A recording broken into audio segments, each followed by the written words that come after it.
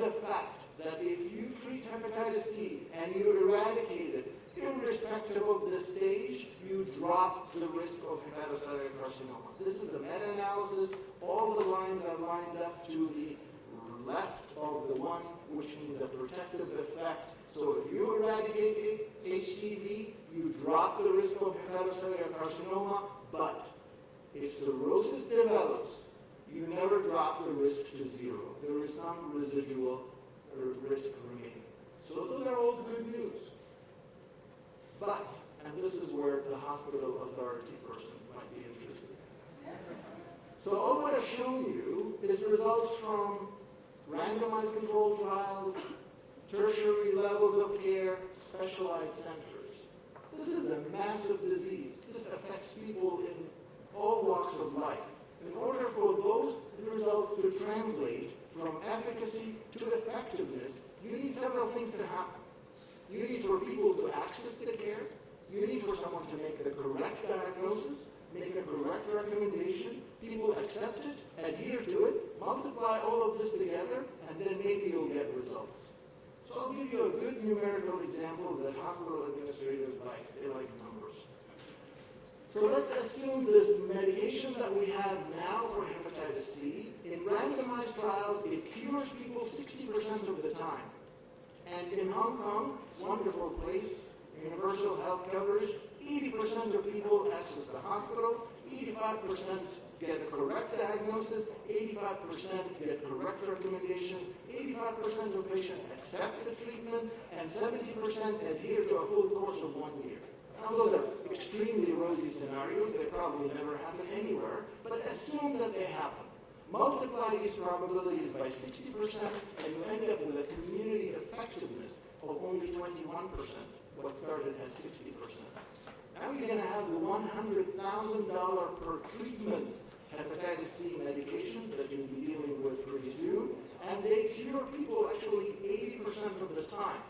But if you maintain your same other probabilities, your community effectiveness drops to 28%. Now, a good hospital administrator would say, wait a minute, why go for the 80% cure, $100,000 a pop? Let's use the cheaper treatment. It's 60%. But what I'm going to do is improve access, make you guys diagnose better, recommend better, improve adherence, multiply these by each other, and the 60% cure cheap treatment achieves a better community effectiveness than the 80% expensive but difficult to use treatment. That's an important example for efficacy and effectiveness. So one hates to end on a bad note, but many things are not in favor of hepatocellular carcinoma. So a first step of preventing this cancer is diagnosing hepatitis C and hepatitis B. Almost every study that has been done in the United States and elsewhere shows something like this. If you do a serological survey, you discover 2 people infected out of 100 with hepatitis C, and you ask them, did you know before today that you had hepatitis C? And one of them, that's 50%, would say no. So 50% of hepatitis C patients do not know that they have hepatitis C. And therefore, all this trickle down of access, correctness, diagnosis, cure does not happen right off the bat in 50% of people with hepatitis C or hepatitis B. What about cirrhosis surveillance? I mean, we're involved in the controversy. Do you put ultrasound? Do you put alpha-fetoprotein? In the United States, results from 9 studies in different settings shows that people with cirrhosis, only 18.4% receive surveillance. So many things are not happening. So what we need, and it's something that we're actively working on, hospital authorities probably should be thinking of, is a quality of care, quality in the continuum of cancer care conceptual framework. That starts by saying, how do we assess the risk? We need to identify patients at risk. We need to put them in care. We need primary prevention. We need failure to correct the failure to screen. Then you plug them in. Then you do the screening for hepatocellular carcinoma. Then diagnosis. I didn't even talk about the last 2 blocks because all of the screening surveillance stuff for hepatocellular carcinoma will not work unless you have therapies for hepatocellular carcinoma. So this is my last slide. I'd like to summarize. The global burden for liver cancer, hepatocellular carcinoma, continues to be high.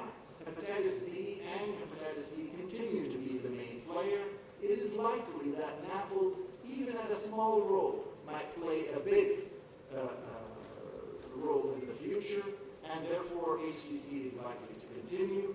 Prevention, hepatitis B vaccination has been a victory. I wish it continues and spread. Coffee, keep an eye on it. Doesn't hurt, so take it. Statins probably need a trial, especially in Asian countries. Antiviral treatment, the issues of implementation and effectiveness are important. HCC surveillance probably needs more trials and more implementation. And there are major gaps in the effectiveness of all of those preventive and treatment measures that needs to be addressed. Thank you very much. Thank you, Professor Elserak. At this time, we would like to ask Professor Elserak to remain on the stage for the silver medal to be presented by Professor Francis Chen.